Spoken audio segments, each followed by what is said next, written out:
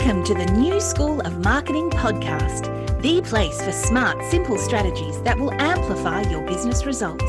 Sharing practical tips, insider knowledge, and actionable advice because marketing is something that every business owner can do. Now, let's get started. Introducing your host, Bianca McKenzie, mum, lover of snow sports, camping, horse riding, and in-demand launch strategist and Facebook advertising knowledge bank.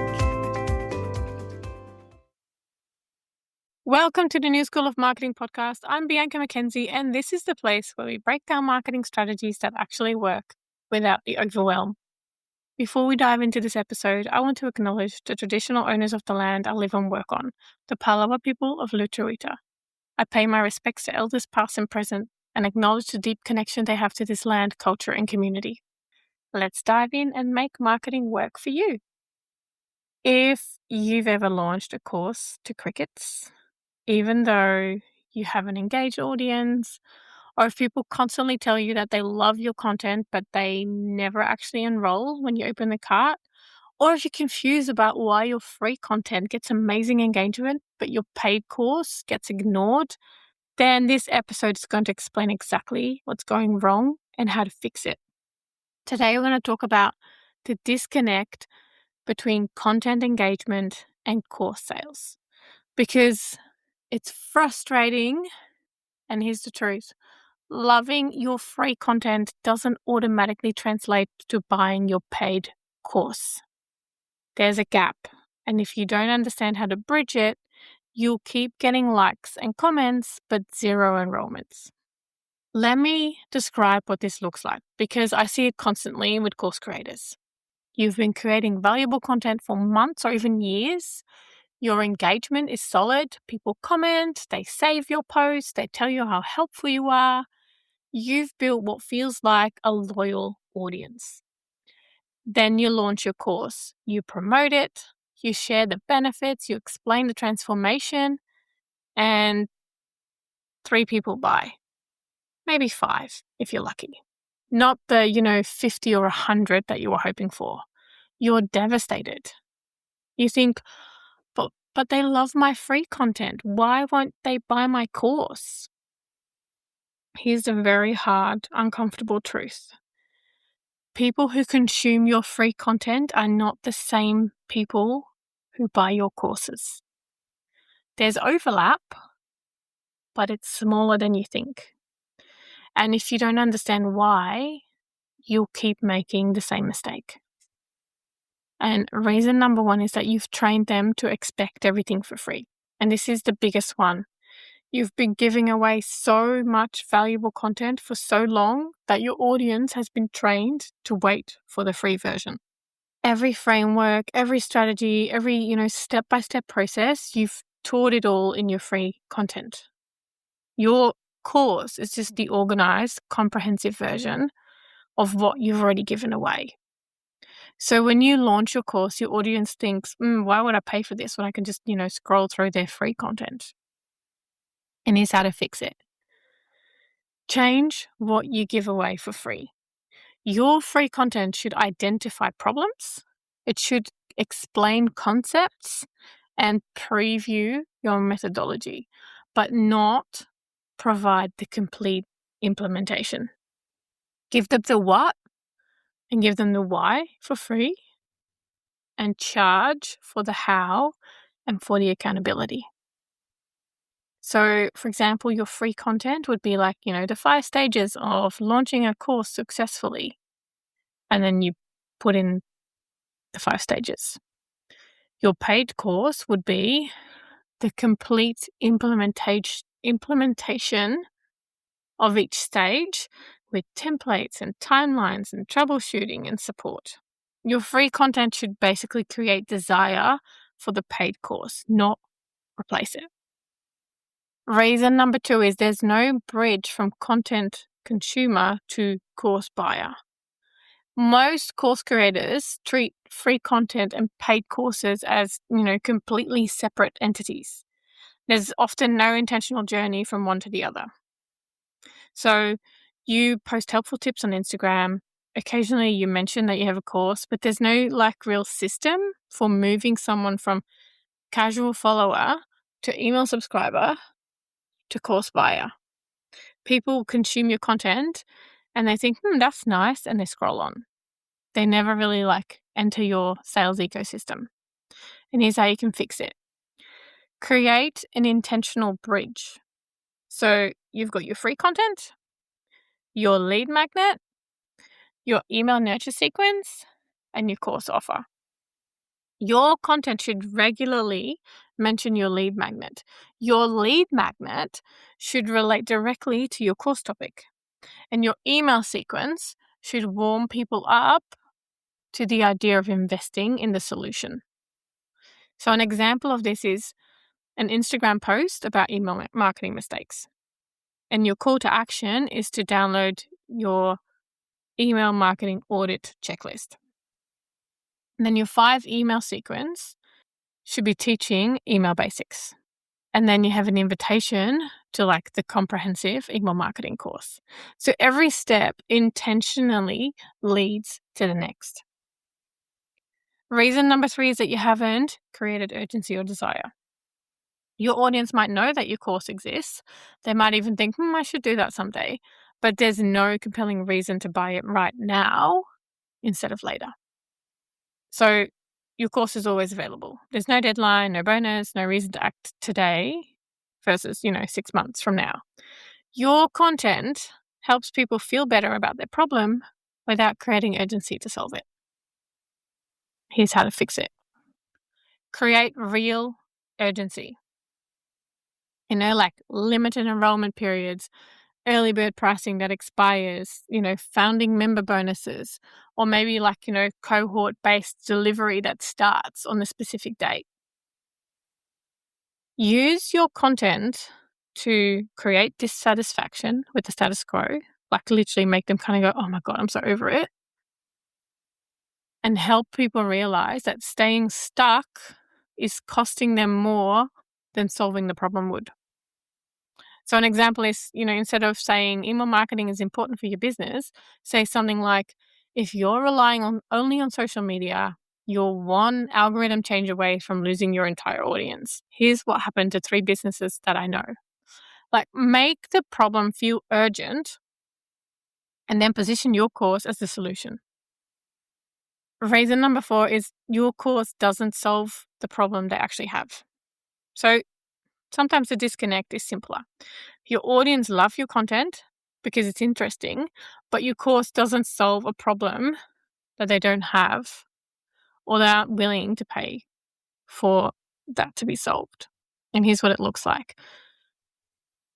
So you might be teaching productivity tips and people love consuming them, but they're not actually willing to invest, $497 to be more productive. So they just keep consuming your free tips. Or maybe you teach business strategy and your audience is, mostly people dreaming about starting a business someday, not people ready to invest in growing one. And here's how to fix it. Get brutally honest about who your audience actually is versus who you want them to be. If your audience is browsers and not buyers, you need to either change your content to attract buyers or change your course to match what your current audience would actually purchase. So, for example, if your free content attracts beginners, but your course is intermediate, the mismatch is obvious. Either make beginner content and a beginner course, or create intermediate content to attract the right buyers.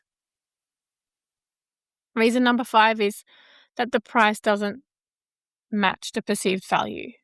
Your course might be worth $997 in terms of the transformation it provides, but if your audience doesn't perceive that value, they won't pay it.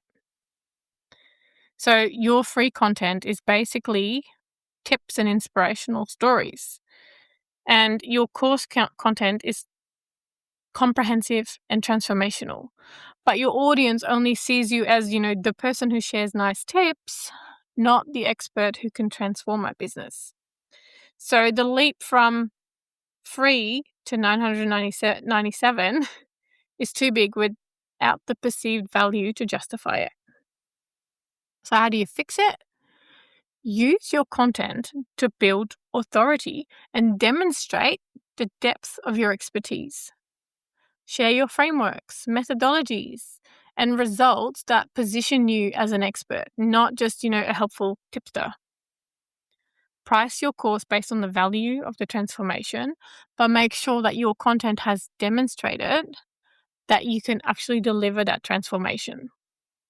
So show proof, like testimonials, case studies, your own results. Make the value undeniable before you ask for the investment. Reason number 6 is that you're not actually asking for the sale. Here's a simple one. People might buy your course if you ask them directly, but you never actually ask. You might be, mentioning that your course exists. You share a link, but you never create a compelling invitation that gives people a reason to say yes right now. You're hoping that people will just, naturally decide to buy without you having to be, salesy, because, that feels uncomfortable, right? Here's how you can fix it. Create clear, compelling invitations. Not just, my course is open, but saying something like, if you're tired of, and then put your problem in there, and ready to, put in your transformation there, my course helps you, and then you put in your specific outcome and then the time frame. Enrollment closes on Friday. So ask for the sale multiple times during your enrollment period. Not aggressively, but literally, just clearly, confidently.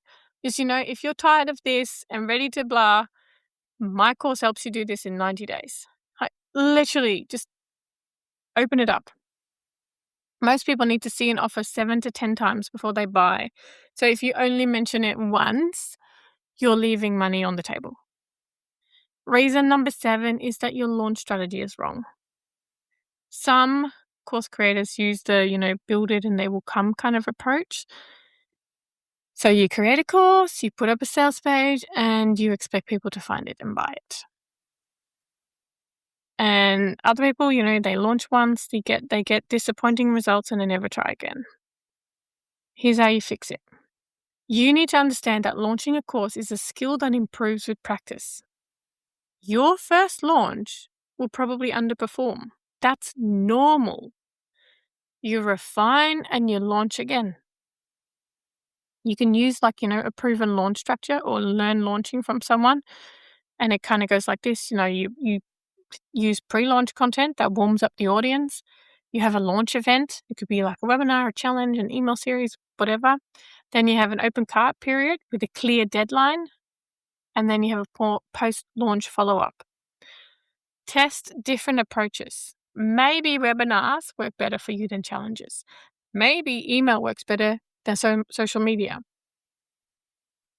You won't know until you try multiple approaches. If people love your content but won't buy your course, here's what I want you to do. This month, I want you to audit your free content. Are you giving away the complete solution, or are you just previewing it? I want you to adjust your content to create desire for the paid version instead of replacing it. Also, set up your bridge. Create a lead magnet related to your course topic. And then build a nurture sequence that warms people up to the idea of investing. Then next month, I want you to build authority through your content. So share your framework, show results, demonstrate your expertise, and really position yourself as the expert who delivers transformation. And then I also want you to create urgency. I want you to set a launch date, start building anticipation, and give people a reason to buy now and not, someday. And then I want you to go into launch month. Ask for the sale clearly and repeatedly. I want you to create a compelling invitation, and I want you to handle objections, but also make it easy to say yes. And then I want you to follow up after launch. Survey the people that didn't buy. Learn what held them back. Use that information to improve your next launch. Finally, let's address the mindset that might be holding you back. I know I don't often talk about mindset, but it is a big part of what we do. And I actually come across it quite often with my clients who kind of go, oh, but I don't want to come across as salesy. Oh, I don't want to email too much. So I do want to address it here. I want you to shift from saying things like, if I give enough free value, people will naturally want to buy from me. I want you to change that to, my free content creates awareness and trust. My paid course delivers transformation. These are different things. Also, instead of saying things like, asking for the sales is pushy, because I often hear that from my clients, I want you to shift that to saying, clearly inviting people to solve their problem is helpful. You are here to serve and help people. So actually asking for the sale, as in clearly inviting people, that is helpful. You are helping them. And if you have the belief that, where you're saying, if my course was good enough, it would sell itself, I want you to scrap that and change that to, even the best course needs strategic marketing to reach the right people. Your course can be brilliant and still not sell if you don't understand how to bridge the gap between content consumption and course enrollment. So, there you have it. The 7 reasons people love your content but don't buy your course, and how to fix it. The key takeaway is that free content and paid courses serve different purposes, and you need an intentional strategy to move people from one to the other. So pick the one reason that resonated most with you and commit to fixing it before your next launch. Just one. You don't have to overhaul everything all at once. And if you want help building a content to course strategy that actually converts with, templates and all of that kind of thing, that's exactly what we do in the Marketing Momentum membership. You can find out more at newschoolofmarketing.com/membership. If this episode helped you understand why your launches haven't been converting, would you please leave me a review and send me a screenshot? I will send you my Marketing Momentum playbook for free. Just send your screenshot to hello@biancamckenzie.com or DM me on Instagram at Bianca_Mackenzie. Remember, engagement doesn't equal revenue, but with the right strategy, you can turn content consumers into course buyers. Thanks so much for tuning in to the New School of Marketing podcast. Remember, people who love your free content can become course buyers, but only if you build the bridge intentionally. I'm Bianca Mackenzie, and I'll catch you next week. Until then, keep making marketing work for you.